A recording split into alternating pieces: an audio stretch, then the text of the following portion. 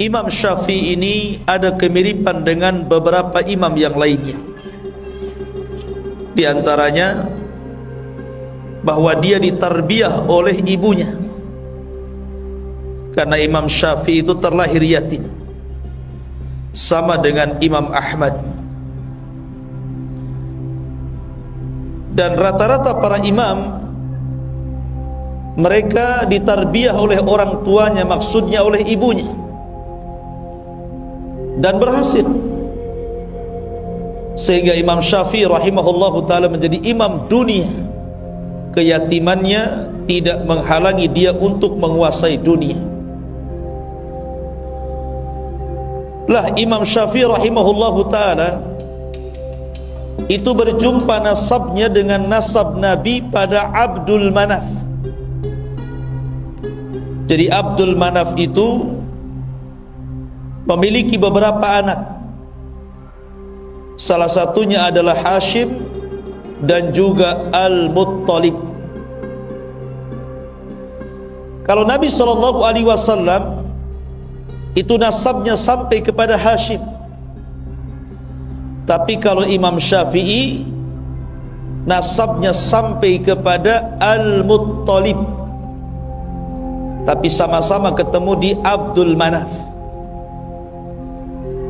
Artinya Imam Syafi'i itu masih ada kaitan dengan Alu Baiti Rasulillah sallallahu alaihi wasallam, masih masuk pada keluarga Nabi sallallahu alaihi wasallam, dan berjumpa di kakek buyutnya Rasul, Abdul Manaf. Akan tetapi walaupun Imam Syafi'i jalurnya sampai kepada Abdul Manaf, kita tidak mengenal bahwa dia seorang ahli bait. Yang kita kenal dia adalah seorang imam besar, imam cerdas, bahkan dikatakan mujaddidul ummah, pembaharu umat. Sampai-sampai ada ulama mengatakan bahwa Allah Subhanahu wa ta'ala akan membangkitkan setiap 100 tahun sekali ada orang-orang yang memperbaharui agamanya. Maka 100 tahun pertama Allah bangkitkan Umar bin Abdul Aziz, dan 100 tahun kedua Allah bangkitkan Muhammad ibnu Idris, maksudnya Imam Syafi'i rahimahullahu ta'ala. Bagaimana kisahnya? Di mana lahirnya? Bagaimana belajarnya? Bagaimana pujian ulama kepadanya? Bagaimana dia menjadi alim ulama besar? Dan bagaimana wafatnya, kemudian bagaimana tersebar madhabnya? Inilah yang kita akan bahas kurang lebih 1 jam ke depan. Ma'asyiral muslimin yang dimuliakan Allah Azza wa Jalla, ada kisah yang menarik sebelum saya masuk kepada kisah Imam Syafi'i rahimahullahu ta'ala. Imam Ahmad ibn Hanbal rahimahullahu ta'ala adalah orang yang sangat mengidolakan Imam Syafi'i. Jadi Imam Ahmad ibn Hanbal adalah salah satu murid dari murid-murid Imam Syafi'i. Jadi kalau kita lihat silsilah madhab itu sebenarnya murid dengan guru. Imam Malik gurunya Imam Syafi'i, Imam Syafi'i gurunya Imam Ahmad. Artinya bahwa di antara madhab-madhab fikih itu sebenarnya ada kaitan satu dengan yang lainnya. Masalahnya adalah ini pencetus-pencetus madhab itu tidak ada masalah dengan perselisihan mereka dengan gurunya. Yang jadi masalah adalah kita yang menasabkan dengan madhab Syafi'i, yang lainnya menasabkan dengan madhab Hambali, yang lainnya menasabkan dengan madhab Maliki. Jadi masalah gara-gara khilaf. Sampai-sampai suatu ketika ada kisah saking fanatiknya kepada madhab, sampai-sampai ada orang-orang yang berani itu membuat hadis palsu untuk memperkuat madhabnya. Seperti orang-orang yang fanatik kepada Imam Malik, Imam Darul Hijrah, kemudian merendahkan madhab yang lainnya. mereka membuat hadis palsu dan mengatakan Nabi SAW bersabda, katanya, laula Malik lakana dinu halik. Kalau tidak ada Imam Malik, dunia agama ini akan hancur, katanya. Kalau tidak ada Imam Malik, agama ini hancur. Seolah-olah apa? Seolah-olah Nabi saja Imam Malik itu. Itu saking fanatiknya dengan Imam Malik sampai membuat hadis palsu. Bahkan Hanafi, mazhab Hanafi tidak kalah, tidak mau kalah. Kalau dalam mazhab Maliki mereka membuat hadis palsu, kemudian untuk dinasabkan kepada mazhabnya, mazhab Hanafi juga punya hadis, katanya. Suatu ketika ada perdebatan antara seorang Hanafi dan Syafi'i, rupanya Hanafi kalah. Dikalahkan hujahnya oleh Syafi'i, oleh orang-orang yang menasabkan kepada mazhab Syafi'i. Akhirnya mereka tidak terima. Kemudian mereka membuat hadis palsu dan mengatakan, ya'ti zamanun, akan datang zaman kepada kalian, akan datang kepada kalian zaman di mana akan datang seseorang yang bernama Muhammad bin Idris, dan dia lebih bahaya dibandingkan iblis, katanya. Lihat, begitu. Dicelanya Imam Syafi'i. Bahkan orang-orang yang bermadzhab Hambali juga, mereka membuat hadis palsu dan mengatakan, fawasiyati li ummati an tatahambalu. Rasul bersabda, wasiat untuk umatku adalah hendaklah bermadzhab Hambali, katanya. Muncul hadis-hadis ini, hadis-hadis maudhu, hadis-hadis palsu. Kenapa? Karena fanatik madhab. Sementara imam-imam madhab ini satu dengan yang lainnya guru dan murid. Imam Malik gurunya Imam Syafi'i, Imam Syafi'i gurunya Imam Ahmad. Kalau Abu Hanifah karena beda sendiri, dia berada di Syam, di Irak.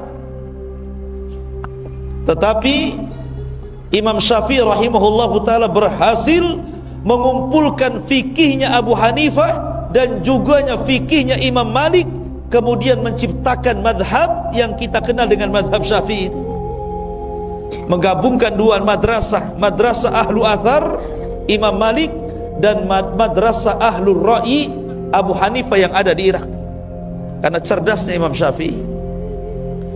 Lah Imam Ahmad itu adalah penggemar Imam Syafi'i, sampai-sampai Imam Ahmad itu kalau habis sholat, dia mengangkat tangannya kemudian mengatakan, Allahumma gfirli wali walidayya wali Muhammad ibni Idris. Ya Allah, ampuni dosaku, ampuni dosa kedua orang tuaku, dan ampuni dosanya Muhammad bin Idris. Siapa Muhammad bin Idris? Syafi'i. Jadi kalau antum ditanya siapa nama Imam Syafi'i, Muhammad ibnu Idris. Sampai-sampai anaknya Imam Ahmad namanya Abdullah, karena keseringan mendengar bapaknya itu selalu memuji Imam Ahmad, selalu memuji Imam Syafi'i, jadi dia penasaran. Kemudian dia mengatakan kepada bapaknya Imam Ahmad, wahai bapakku, seperti apa Imam Syafi'i itu? Kenapa engkau senantiasa memuji Imam Syafi'i? Tidak ada waktu kecuali kau puji Imam Syafi'i, dan kau doakan Imam Syafi'i sampai 40 tahun. Kau doakan dalam solatnya untuk Imam Syafi'i. Siapa emangnya dia? Karena putranya tidak tahu. Maka Imam Ahmad mengatakan, ya bunai, inna Syafi'i kasyamsi lid dunya wa kal afiyati lil jasadi. Wahai anakku, tahukah kamu Imam Syafi'i siapa? Imam Syafi'i itu seperti matahari untuk bumi ini, dan seperti kesehatan bagi orang-orang yang perlu kesehatan pada badannya.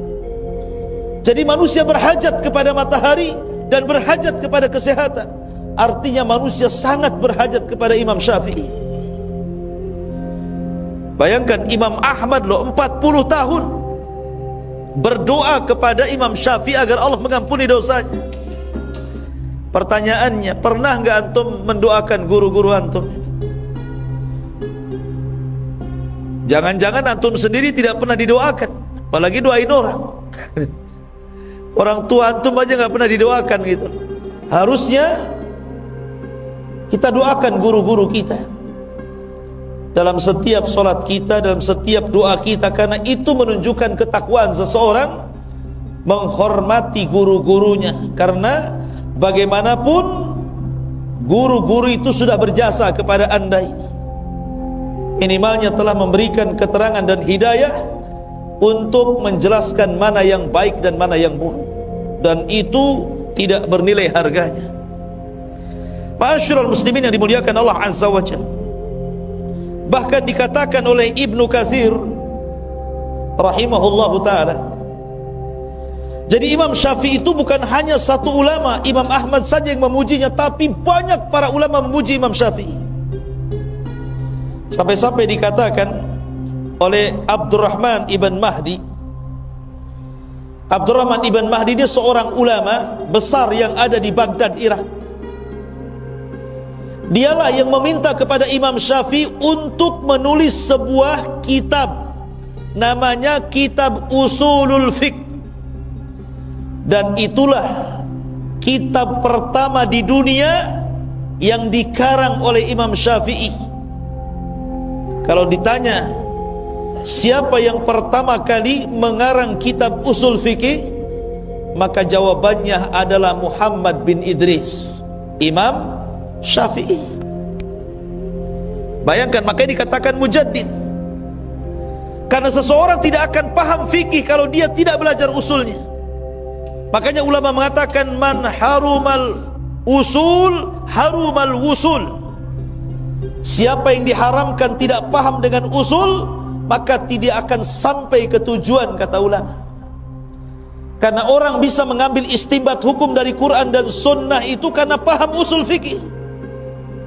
Dan tidak ada yang meletakkan usul fikih pertama kali kecuali Imam Syafi'i. Atas siapa? Atas permintaan Abdurrahman ibnu Mahdi, seorang alim ulama Baghdad. Jadi Abdurrahman ibn Mahdi ini mengirim surat. Ketika itu Imam Syafi'i berada di Mekah, agar menuliskan untuk dia satu risalah berbentuk usul fikih. Maka ditulis oleh Imam Syafi'i itu bagaimana caranya pengambilan istinbat hukum dari Quran dan Sunnah untuk masalah fikih. Kemudian setelah selesai, kitabnya disebut Ar-Risalah. Kemudian dihantar ke Baghdad. Ketika buku itu sampai di Baghdad, semua ulama-ulama Baghdad takjub dengan buku itu, memuji Imam Syafi'i. Kenapa? Karena belum pernah ada ulama yang mengarang buku seperti itu, mencerdaskan orang, sehingga orang memudahkan untuk istinbat hukum dari Quran dan Sunnah dalam masalah fikih. Makanya dia dikatakan pembaharu umat karena dia yang pertama kali meletakkan ilmu usul fikih, Imam Syafi'i. Sehingga kita orang-orang setelahnya memudahkan untuk memahami tentang hukum-hukum dalam fikih dengan pahamnya usul fikih itu. Ma'asyiral muslimin yang dimuliakan Allah Azza wa Jalla, apa kata Imam Abdurrahman Al-Mahdi rahimahullahu ta'ala? Dia mengatakan, kata Abdurrahman ibn Mahdi, demi Allah, aku tidak pernah melihat orang yang paling berakal melebihi Imam Syafi'i. Dia manusia yang ajaib dan cerdas. Ma'asyiral muslimin yang dimuliakan Allah Azza wa Jalla, dan banyak lagi pujian nanti kita akhirkan. Kita masuk pada sejarah pertama. Di mana Imam Syafi'i dilahirkan? Imam Syafi'i dilahirkan, ada yang mengatakan di Gaza. Kita kenal ada namanya jalur Gaza. Di mana? Palestina. Ada yang mengatakan dia dilahirkan di Asqalan. Makanya ada ulama namanya Al-Hafidh Ibnu Hajar Al-Asqalani.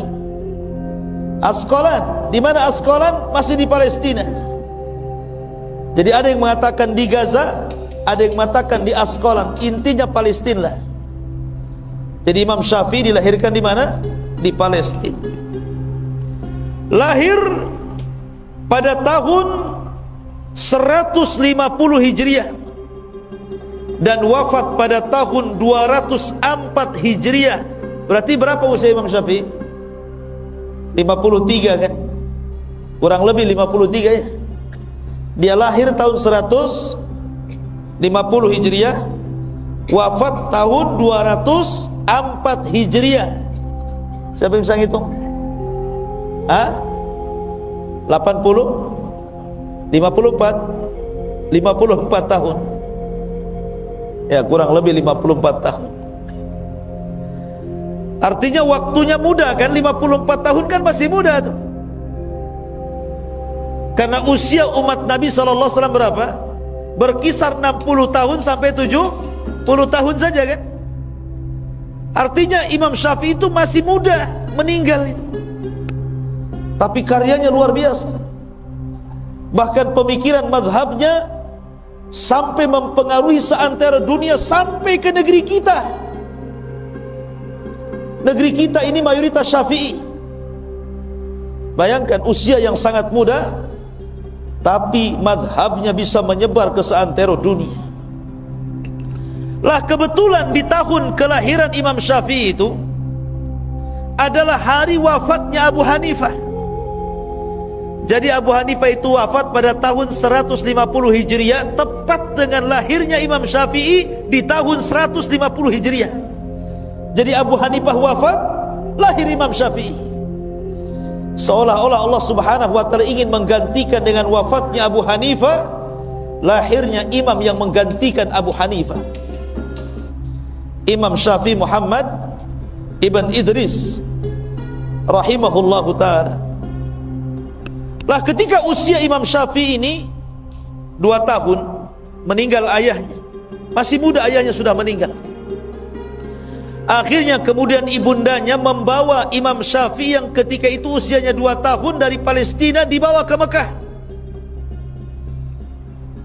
Kemudian ditarbiyah oleh ibunya. Ketika Imam Syafi'i kemudian mulai membesar, usianya sudah 5 tahun, 6 tahun, 7 tahun gitu ya, maka Imam Syafi'i itu dihantar sama ibunya untuk belajar Al-Quran, belajar menulis, belajar tajwid dengan ulama yang ada di Masjidil Haram. Jadi mungkin kalau istilah orang sekarang ngaji TPQ lah ya.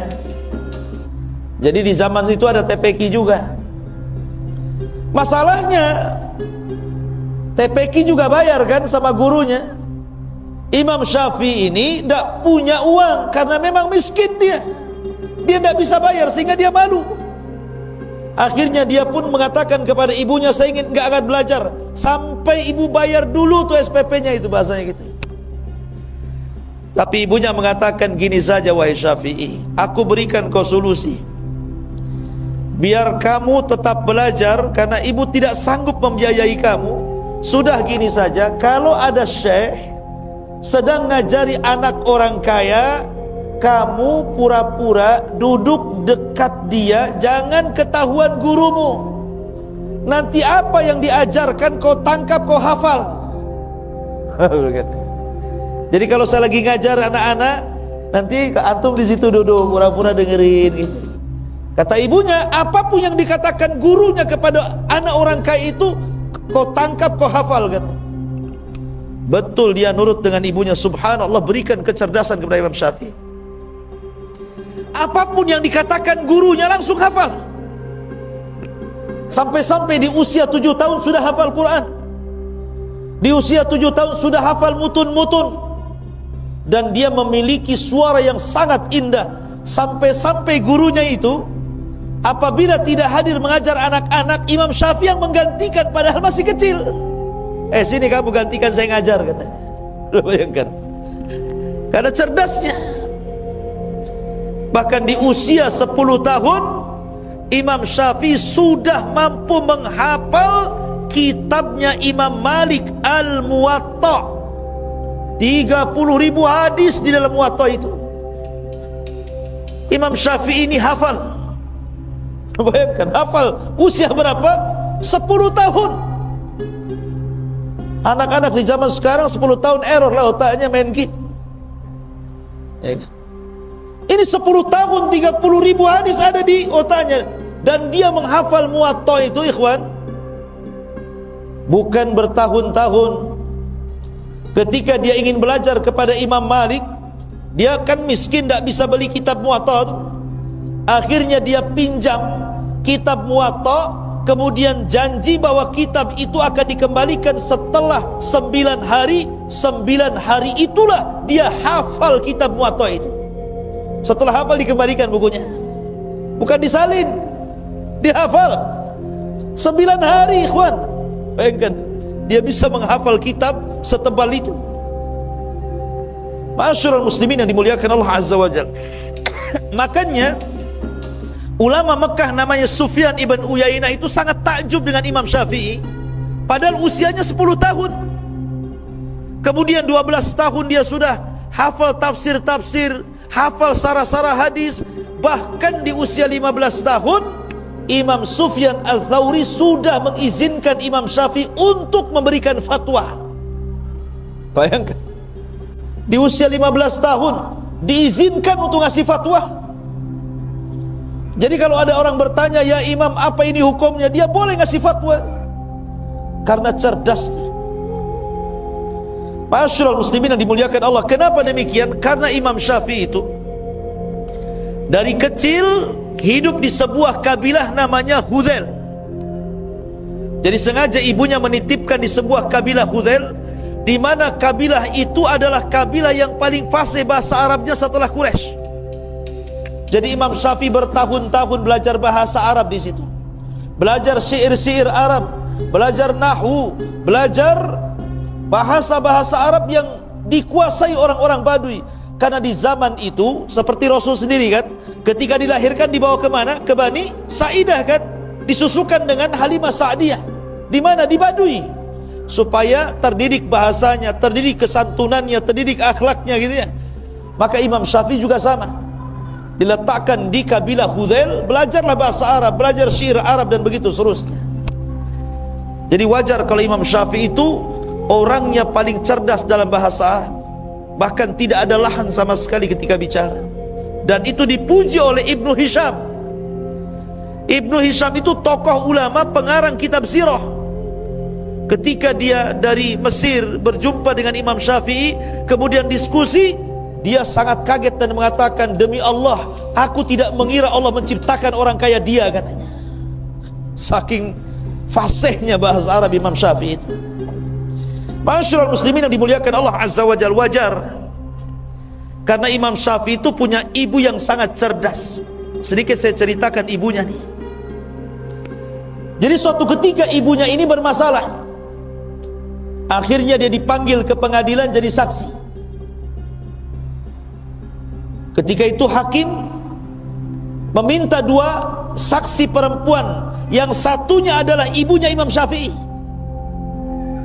Kemudian setelah yang satu bersaksi, hakim meminta agar saksi yang pertama diletakkan di ruangan ini, kemudian saksi yang kedua diletakkan di ruangan itu, supaya jangan nanti saling berbisik satu dengan yang lainnya. Kata ibunya Imam Syafi'i, apa yang kau lakukan wahai hakim ini salah, bertentangan dengan Quran. Satukan kami sekamar dengan dia, kami kan sama-sama saksi.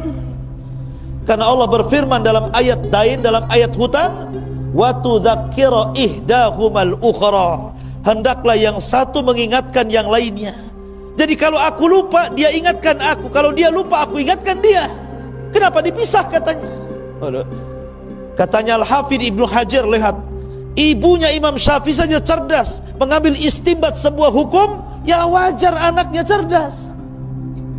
Karena ibunya cerdas memang Imam Syafi'i itu. Makanya nurun kecerdasannya kepada anak itu. Makanya antum yang muda-muda itu kalau cari istri yang cerdas, jangan yang bego ya. Nanti anaknya bebel pula. Ya. Ma'asyiral muslimin yang dimuliakan Allah Azza wa Jalla. Intinya bahwa Imam Syafi'i di usia 7 tahun sudah hafal Quran. Kemudian setelah dia belajar bahasa, kemudian sudah diizinkan untuk memberi fatwa itu di Mekah oleh Sufyan ibn Uyainah. Disitulah Imam Syafi'i ingin belajar kepada Imam Malik di Madinah. Ingat, Imam Malik saat itu adalah ulama dunia, ulama yang disegani oleh para penguasa. Karena di zaman Imam Syafi'i itu penguasanya siapa? Penguasanya Khalifah Harun ar-Rasyid. Jadi Imam Syafi'i itu hidup di zaman Khalifah Harun ar-Rasyid. Lah Imam Malik ini orang besar, dia ulama besar sampai dikenal satu dunia. Lah Imam Syafi'i belum dikenal, masih kecil. Dia ingin belajar kepada Imam Malik, tapi dia sudah persiapkan, dia sudah hafal muwatta'nya dulu. Akhirnya dia pun menyurati pemimpin Madinah, gubernur Madinah, agar memberikan menjadi perantara dia bisa belajar kepada Imam Syafi'i, kepada Imam Malik. Tapi gubernurnya ketakutan, tidak berani. Mana ada yang berani datang kepada Imam Malik, apalagi Imam Malik tidak mau perantara-perantara. Tetapi singkat cerita, akhirnya gubernur itu pun mengantar Imam Syafi'i dan berjumpa dengan Imam Malik. Imam Syafi'i masih kecil ketika itu.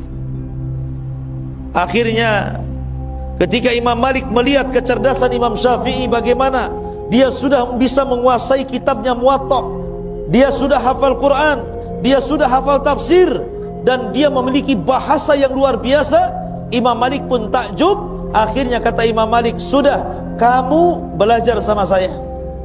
Akhirnya kemudian Imam Syafi'i menjadi murid kekhususan Imam Malik. 9 tahun belajar dengan Imam Malik.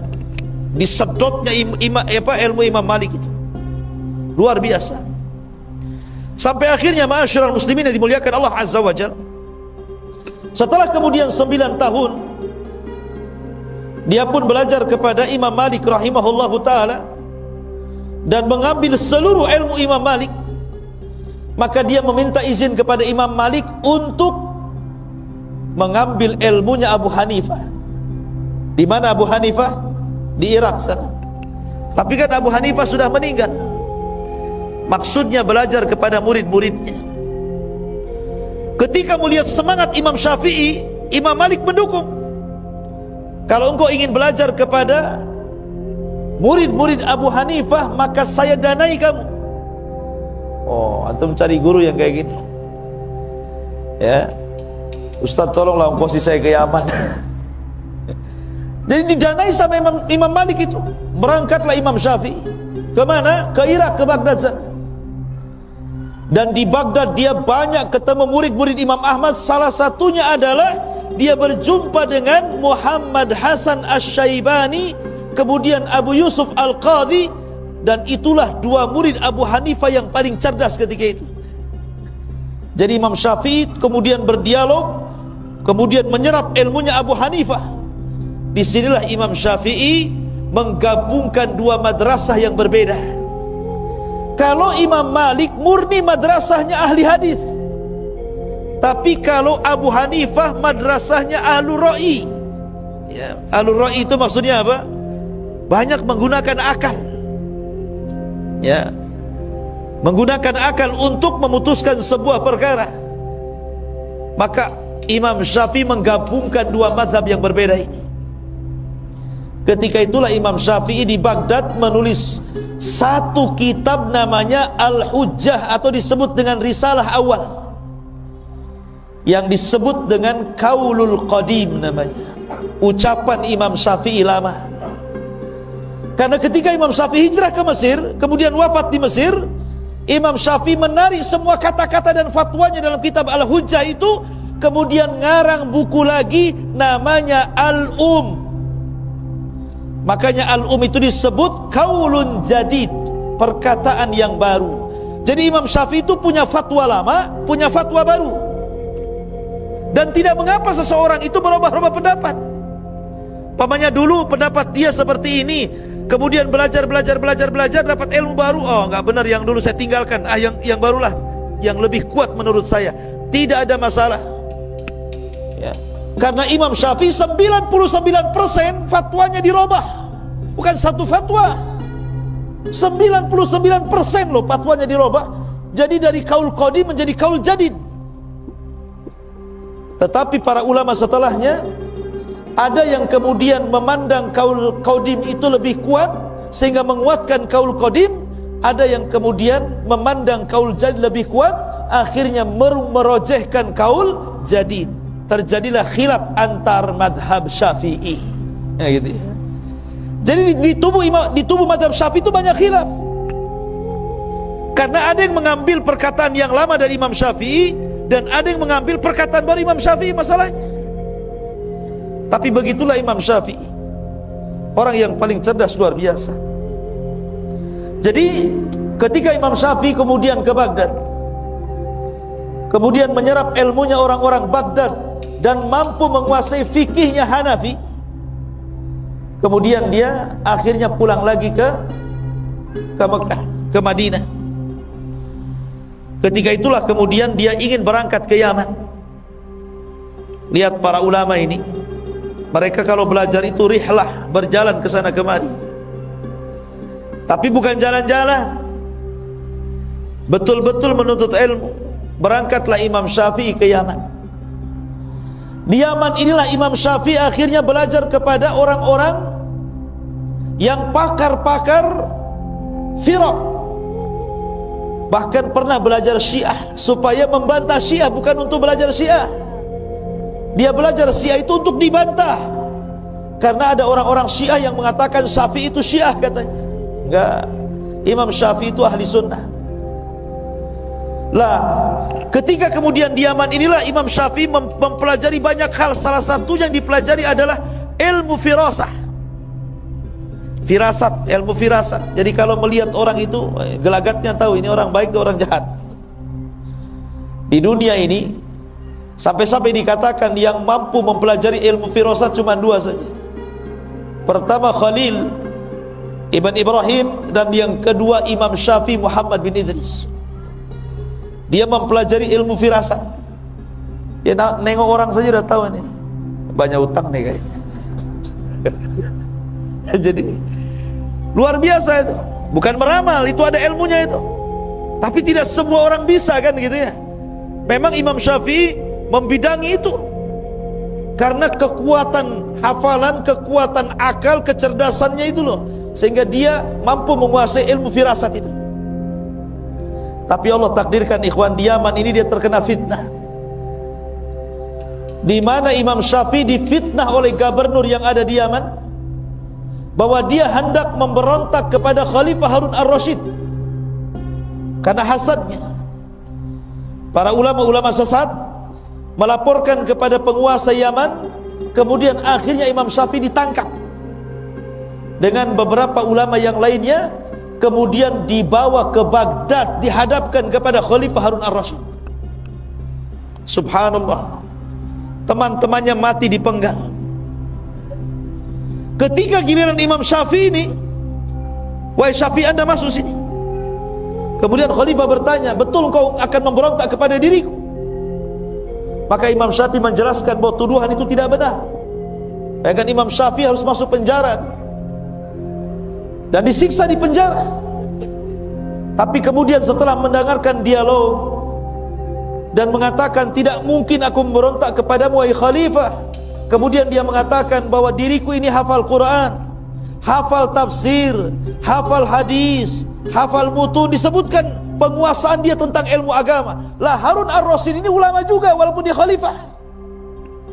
Karena Harun ar-Rasyid itu belajar kepada Imam Zuhri, belajar kepada ulama-ulama yang lain, sehingga Harun ar-Rasyid itu mengumpulkan dua keutamaan. Pertama khalifah, yang kedua ulama.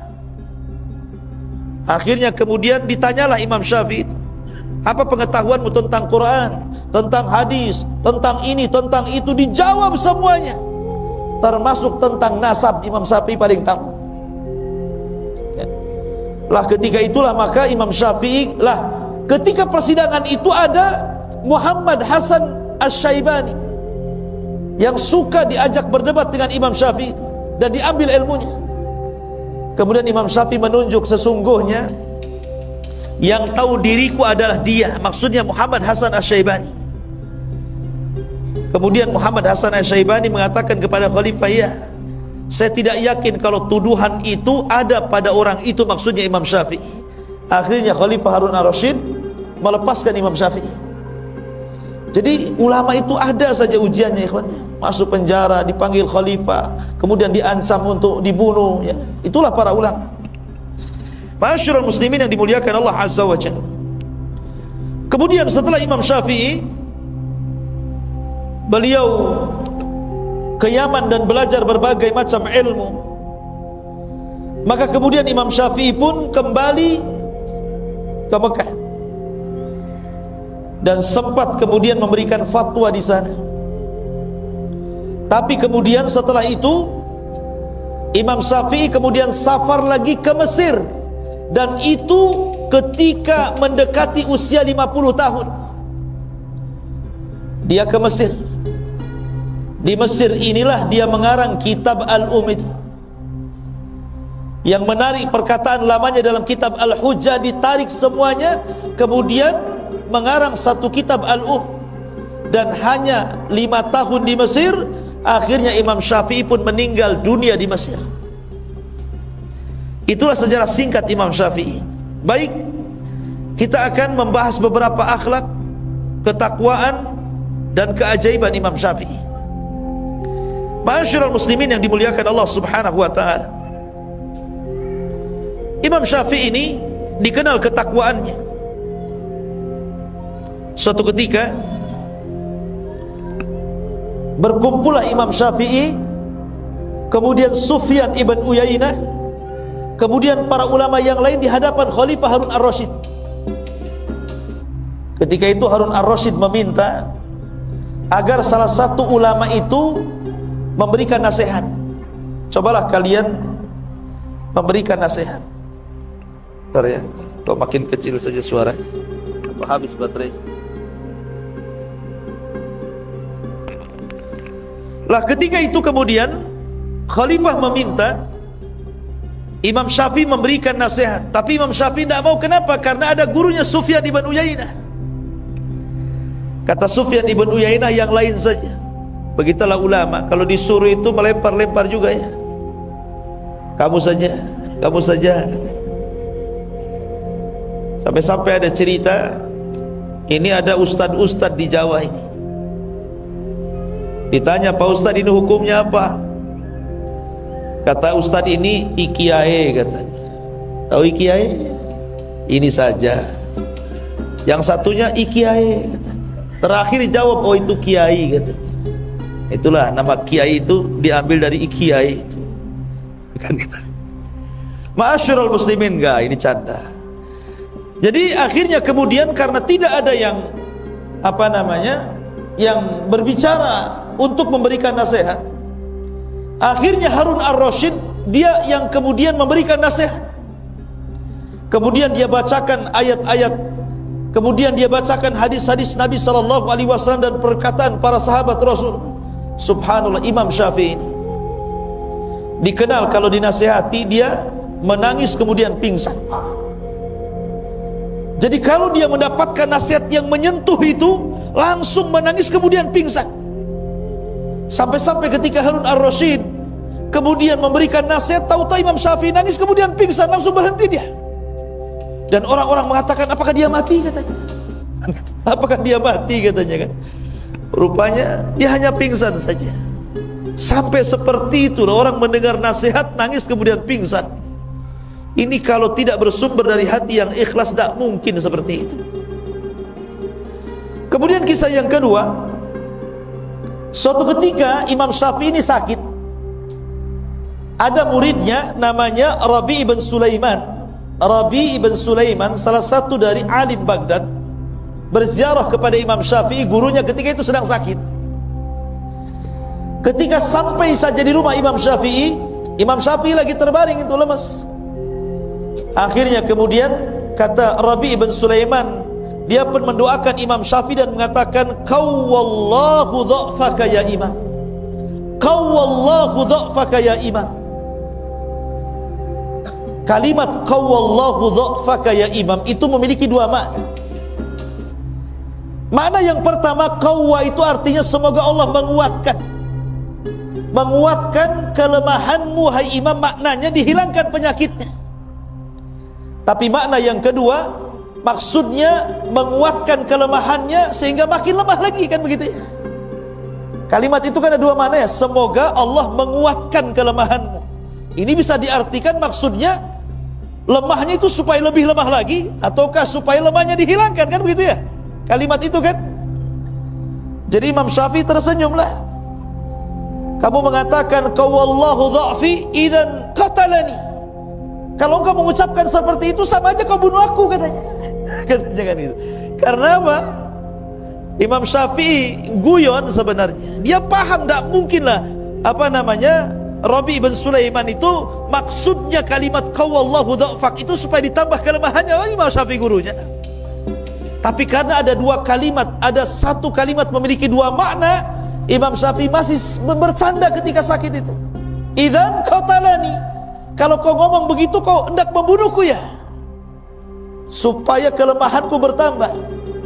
Tapi Imam Syafi'i mengatakan tidak ya, saya yakin dengan dirimu wahai Rabi, sekalipun engkau mencelaku, kata Imam Syafi'i, lau sabbabtani la alimtu anta la taqsuduni. Sekalipun kau mencelaku, saya yakin kau tidak bermaksud untuk mencela kepada aku. Begitu. Lihat bagaimana husnudzonnya kepada manusia. Kalau ada yang mencela dirinya, oh itu mungkin karena lagi marah. Kalau ada yang menghina kita, oh mungkin dia lagi ada masalah, oh, dikasih uzur gitu lah. Itulah Imam Syafi'i. Kalau kita enggak, ada orang mandang kita, langsung kita ini sewot. Ngapain pandang-pandang? Padahal nggak ngomong tuh, baru pandangan saja udah sewot. Apa kau, katanya? Oh, bahasa Medan pula keluar. Ya. Ma'asyiral muslimin yang dimuliakan Allah Azza wa Jalla.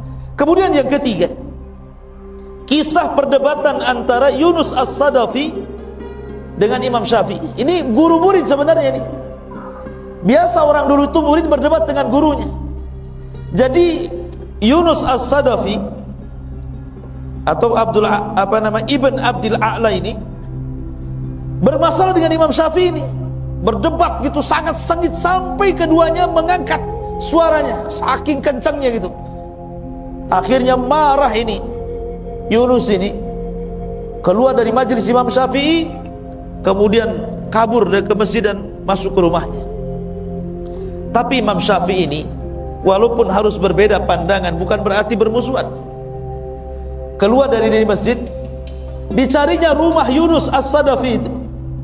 Kemudian setelah sampai di rumahnya, kemudian dia mengatakan dan mengambil tangannya dan mengatakan, ya Yunus, la yastaqimu an takuna ikhwanan wa illam nattafiq fi mas'alatin. Wahai Yunus, sebaiknya kita jadi kawan sajalah, walaupun kita tidak sepakat dalam masalah yang satu ini, tapi kan kesamaan kita banyak.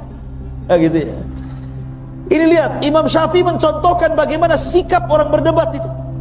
Orang sekarang kalau berdebat kalah, musuhan tuh. Ya, malas saya berdebat dengan dia. Nah, gitu. Sudah tidak ada kawan lagi. Bahkan kalau sampai berdebat itu sampai membidah-bidahkan tuh. Itu ahli bid'ah itu hizbi itu hati-hati itu. Ya, itu jangan ke situ tuh. Sampai seperti itu. Kadang-kadang sesama orang ngaji itu berdebat seperti itu kan. Gara-gara ngaji sama ustaz ini nggak boleh ngaji sama ustaz itu katanya. Ya, segitu piciknya otak itu. Imam Syafi'i loh ya, dia ngalah datang ke muridnya, sudahlah kita berkawan saja walaupun beda masalah, kan enak itu kalau ngomong begitu. Ma'asyiral muslimin yang dimuliakan Allah Azza wa Jalla. Kemudian juga kisah yang lainnya. Tapi kisah ini ada yang mengatakan lemah, dilemahkan para ulama, tapi nggak apa-apa kita kisahkan. Jadi karena Imam Syafi'i itu selalu dipuji-puji Imam Ahmad, sampai anak perempuan Imam Ahmad itu setiap hari mendapatkan dongeng dari Imam Ahmad tentang sosok Imam Syafi'i. Jadi hayalannya itu akhirnya pengen ketemu. Kok bapakku ini selalu memuji Imam Syafi'i ini. Akhirnya terhayalkan Kapan jumpa dengan Imam Syafi'i, kapan jumpa dengan Imam Syafi'i. Allah takdirkan, Masya Allah, di musim Saif, Imam Syafi'i itu kebetulan safar dari Mekah ke Baghdad, dan rumah Imam Ahmad itu di Baghdad. Dan qadarullah ketika itu Imam Syafi'i sedang sakit panas, bukan kena corona. Ya sakit demam, diikat kepalanya. Kemudian mampir pula di rumah Imam Ahmad. Wow, Imam Ahmad senang. Kenapa? Karena anak-anaknya selalu bercerita tentang Imam Syafi'i. Imam Ahmad ingin kenalkan, ini loh orang yang selalu aku ceritakan kepada kalian, gitu maksudnya.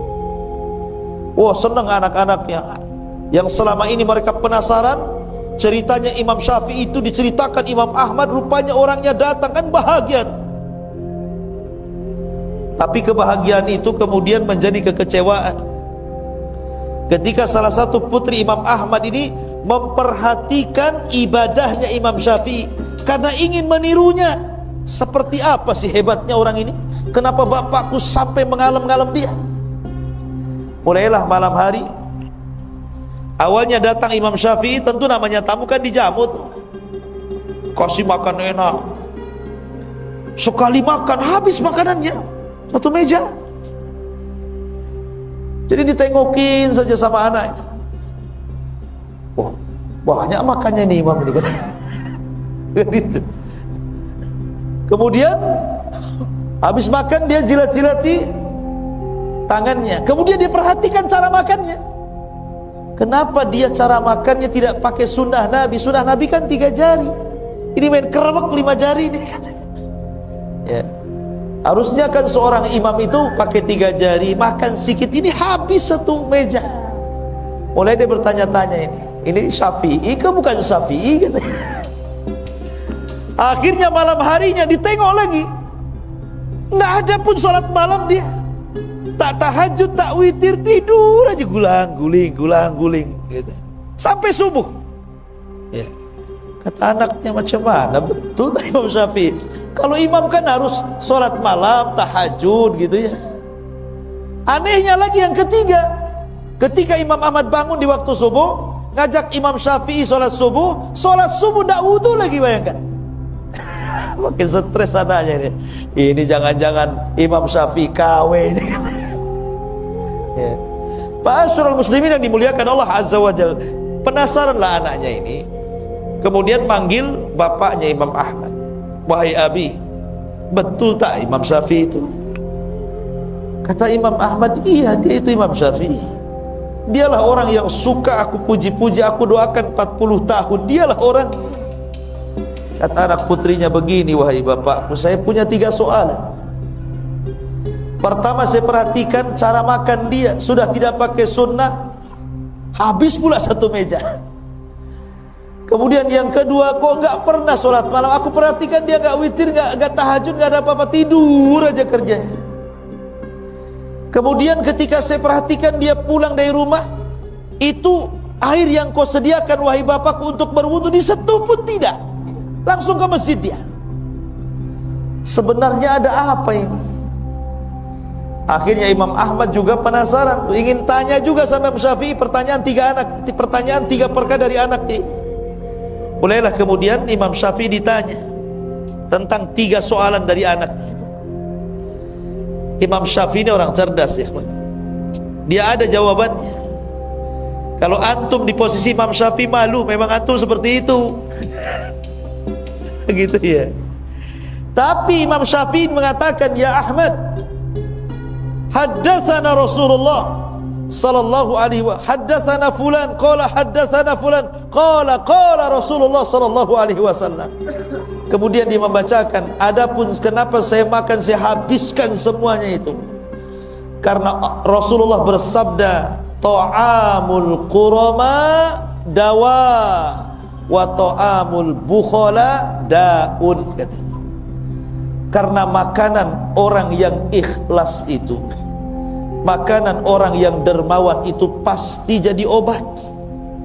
Makanya mumpung ini obat, ku makan semua. Kan aku lagi sakit kemarin itu, lagi demam, tapi bukan kena corona, sekali lagi. Ya. Setelah saya makan habis makananmu, alhamdulillah, hilang demam saya, katanya. Hilang demam saya. Ta'amul qura madawa, bahwa makanan yang diberikan orang yang dermawan, orang ikhlas, pasti jadi obat. Tapi makanan yang diberikan orang bakhil, hati-hati jadi penyakit. Hati-hati jadi penyakit. Makanya kalau antum punya kawan bakhil ditraktir, jangan mau, pulang mencret. Iya. Oh, kalau kawannya ini dermawan, maulah saya. Jadi kalau antum sakit di rumah, stres, nah, telepon saja kawan yang dermawan itu. Kapan traktir saya? Tidak usah ke apotek cari obat, cari kawan saja yang dermawan. Kemudian yang kedua, kenapa aku tidak tidur, kata?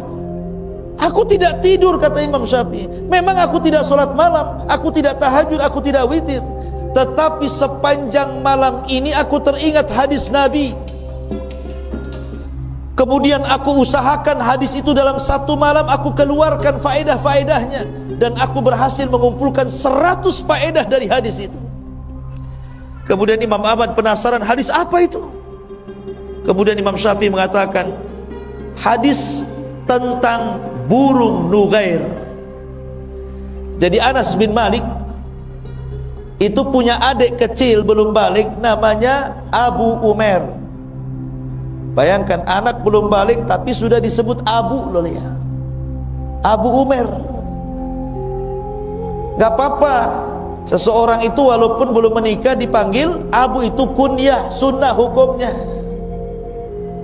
Ya, Pak Ustaz, kenapa? Takut dicap radikal.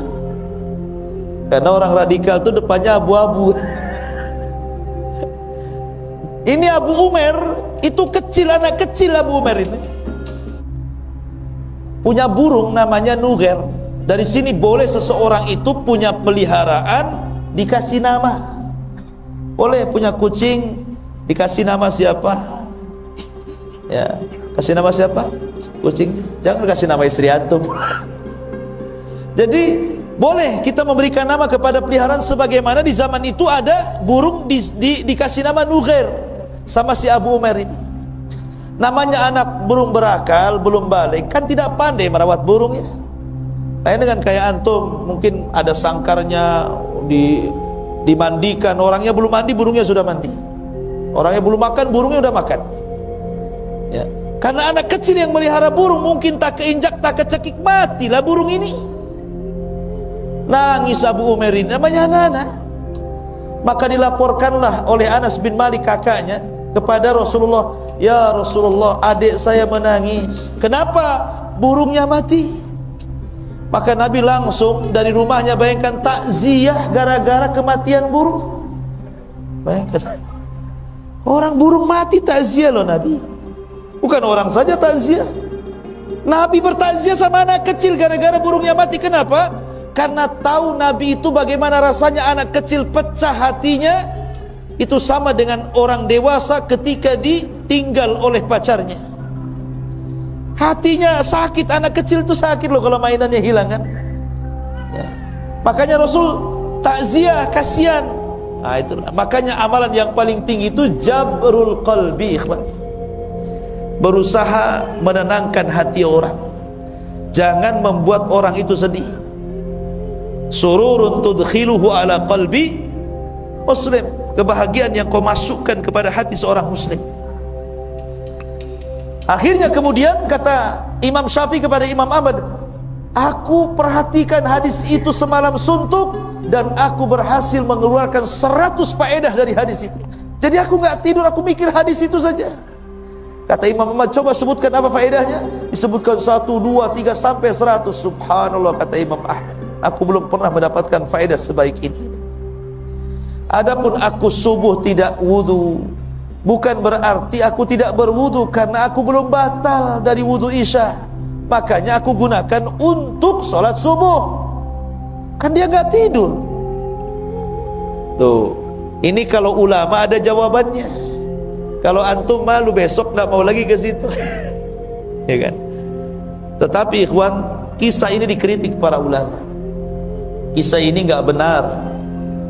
Bahkan hadis tadi juga tentang masalah makanan orang-orang yang ikhlas dan juga orang-orang dermawan itu obat, hadisnya maudhu sebagaimana dikatakan Imam Zahabi rahimahullahu taala. Tapi kisah ini masyhur masalahnya. Kisah ini masyhur di masyarakat tentang Imam Ahmad Imam Syafi'i yang bertamu kepada Imam Ahmad ini. Makanya harus disebutkan tentang derajat. Taib. Ma'asyiral muslimin yang dimuliakan Allah Subhanahu wa taala. Kemudian suatu ketika Imam Syafi'i ini pulang dari Baghdad. Karena dia tidak mau mengganggu Imam Malik yang sedang mengajar. Karena pasti kalau dia tahu dirinya datang, pasti akan berhenti belajar, pasti akan menyalami dan memeluknya, dan nanti masalah ini orang belajar nih terganggu. Dia tidak mau mengganggu orang yang sedang belajar.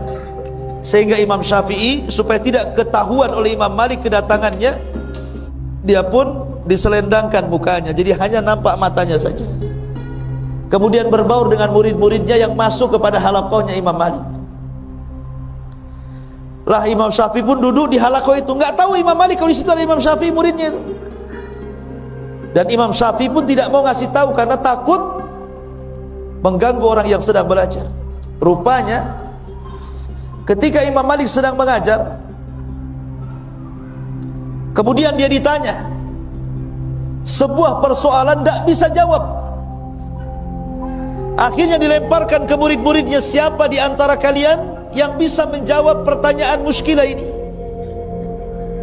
Semua diam, tidak ada yang bisa menjawab. Kata Imam Syafi'i kepada orang sebelahnya, jawab, begini loh jawabannya. Wes. Akhirnya berdiri, saya Imam Malik. Kata Imam Malik, fadhal. Dijawab, benar. Imam Malik heran, kenapa dia bisa tahu? Ya. Kok berdiri? Ya. Bagaimana kau bisa tahu? Kata orang ini, nih sebelahnya. Ini sebelah yang ngasih tahu kan ya. Imam Syafi'i subhanallah, dia berusaha untuk jangan sampai tahu.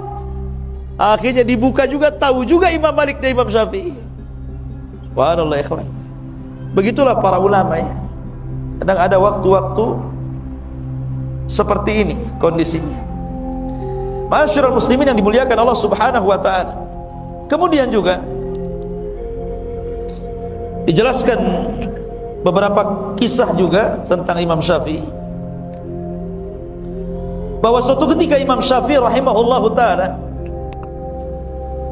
dia melewati, jadi kalau dia punya guru namanya Imam Waqi. Imam Waqi itu gurunya Imam Syafi'i. Ini rumah Imam Syafi'i, ini pasar, ini rumahnya Imam Waqi. Jadi kalau seandainya Imam Syafi'i kemudian mencari ilmu kepada Imam Waqi itu harus berjalan persis di depan pasar,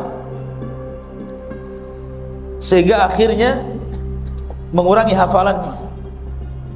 Dia pun mengadu kepada Imam Waqi dan mengatakan, syakautu ila Waqi su'a hifdin fa arsyadani bi antarkil ma'asi wa'lam bi annal ilma nurun wa nurullah la yuhda lil asi. Aku mengadu kepada Imam Waqi tentang buruknya hafalanku, maka Waqi pun memberikan nasihat agar aku meninggalkan maksiat. Ketahuilah bahwa ilmu itu cahaya, dan cahaya Allah tidak mungkin menembus hati orang yang bermaksiat.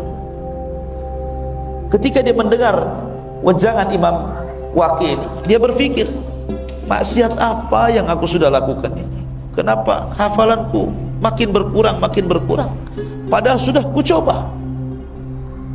Jadi dia berpikir gitu kan, oh betul kata guruku ini, bahwa yang membuat aku ini hilang hafalan gara-gara maksiat. Tapi maksiat apa? Gitu. Dipikir, akhirnya dia baru paham. Jangan-jangan gara-gara lewat di depan pasar. Bayangkan Imam Syafi'i lewat di depan pasar, merutul hafalannya. Padahal nggak ngapa-ngapain, lewat depan pasar aja. Akhirnya keesokan harinya, ketika dia sudah tahu sebabnya, dia ganti rutenya. Jadi nggak mau lagi lewat depan pasar, lewat belakang pasar dia. Setelah lewat belakang pasar, kuat lagi hafalannya. Itu lama dulu ikhwan. Ya. Kenapa? Karena di pintu pasar itu banyak kemaksiatan di situ. Pasar itu kan tempat perangnya setan, ikhwan. Setan itu kalau mau perang dia ke pasar bawa bendera, ditancapkan bendera perangnya itu. Makanya Rasul mengatakan seburuk-buruk tempat pasar, sebaik-baik tempat masjid. Tapi pasar sekarang ini luar biasa, lihat mall tuh. Orang masuk saja tidak mau keluar. Disulap di zaman sekarang ini.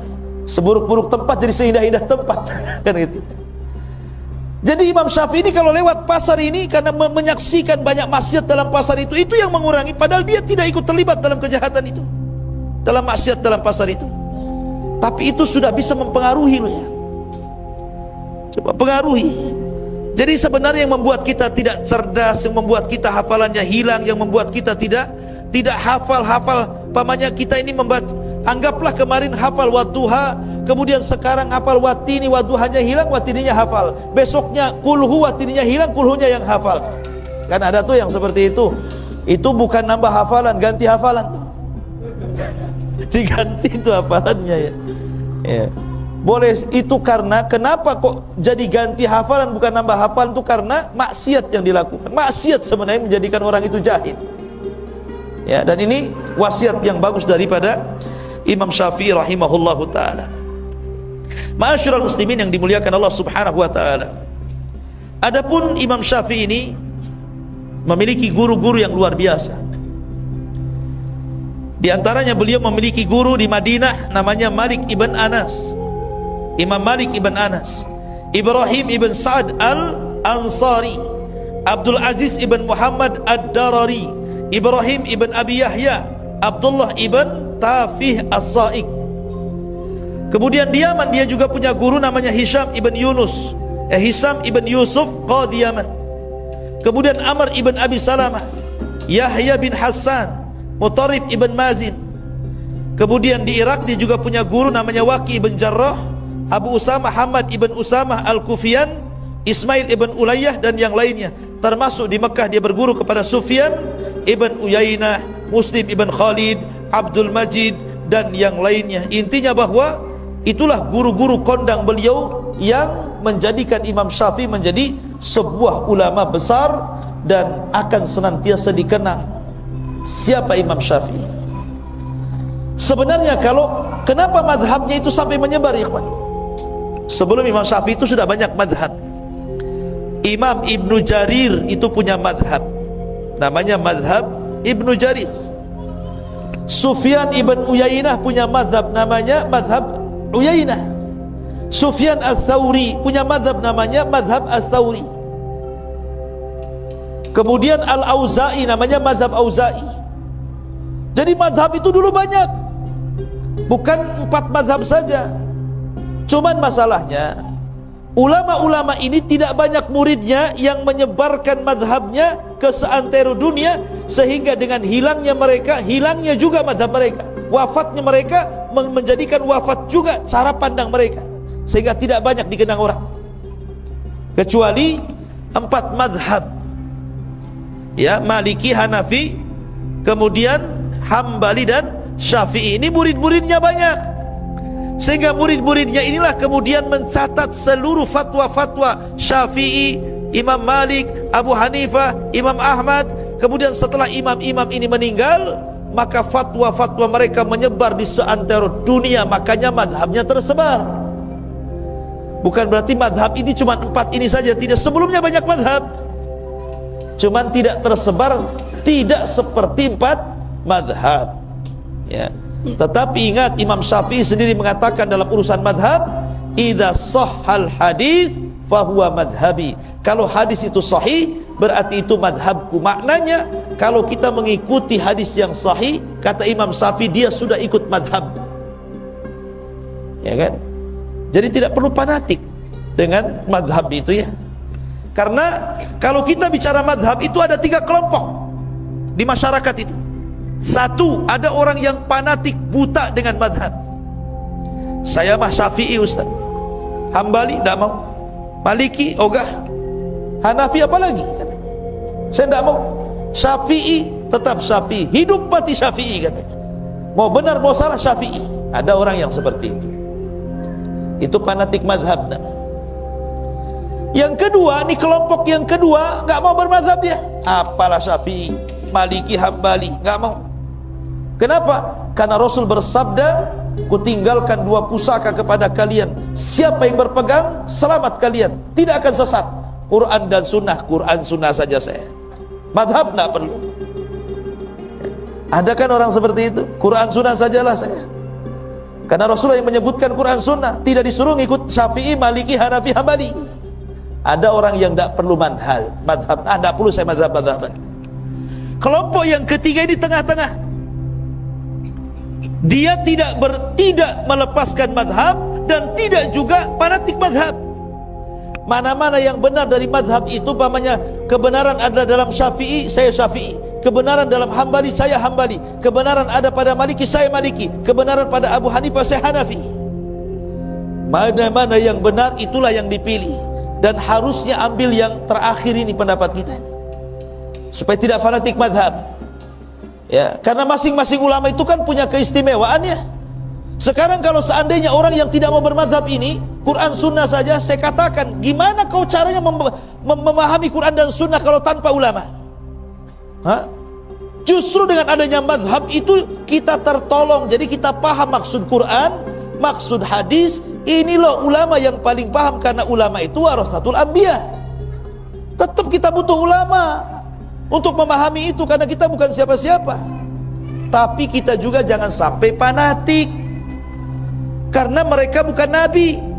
Ulama itu tidak maksum. Yang maksum itu nabi. Makanya ambil yang benar, campakkan yang salah. Itulah seruan dan slogan mereka semuanya. Seperti Imam Syafi'i mengatakan, apabila kau dapati dalam bukuku menyelisih Al-Quran dan Sunnah, tinggalkan. Tetapi yang sesuai dengan Quran dan Sunnah, ambil. Itu kata-kata Imam Syafi'i itu. Ya. Maka kita ambil yang sesuai dengan Al-Quran dan Sunnah, dan kita tinggalkan yang tidak sesuai, selesai. Ya kan? Jadi tidak perlu lagi kita sibuk. Anda bermadhab, tapi semua madhab gitu. Ya. Ustaz, saya mau Syafi'i saja, nggak apa-apa. Antum Syafi'i saja, nggak dilarang. Tapi kalau yang jelek, artinya jangan mengikuti semuanya. Karena tidak semua perkataan Syafi'i kan benar, kan namanya manusia pasti salah kan begitu. Yang benar saja nggak apa-apa ambil, yang salah jangan. Ya, karena banyak para ulama pun mereka bermadhab Syafi'i. Imam Nawawi Asy-Syafi'i, Ibnu Hajar Asy-Syafi'i, kan begitu. Nggak apa-apa. Syafi'i nggak apa-apa, Syafi'i. Tapi Syafi'i yang lurus. Jangan di sini Syafi'i, di sana tak Syafi'i pula. Ya kan? Ada yang seperti itu, ada. Ya. Contohnya gimana? Dalam mazhab Syafi'i, kalau cerita cadar itu wajib. Imam Syafi'i kalau bicara cadar itu wajib. Justru mazhab yang lain tidak mengatakan wajib. Ya kan? Tapi ketika ada orang yang kemudian bercadar, dibilang apa? Itu niru adat Saudi. Saudi itu Hambali, ikhwan, bukan Syafi'i. Kan gitu ya? Itu karena tidak paham mazhab kan? Harusnya kalau dia paham mazhab jangan ngomong begitu. Justru dalam mazhab Syafi'i itu wajib pakai cadar itu. Dan mazhab yang lain tidak. Kenapa Anda kemudian ngaku mazhab Syafi'i tapi urusan ini Anda katakan dari Saudi katanya? Berarti tak paham mazhab. Ya. Itulah pentingnya seseorang itu mempelajari fikih sesuai dengan mazhab supaya tidak fanatik.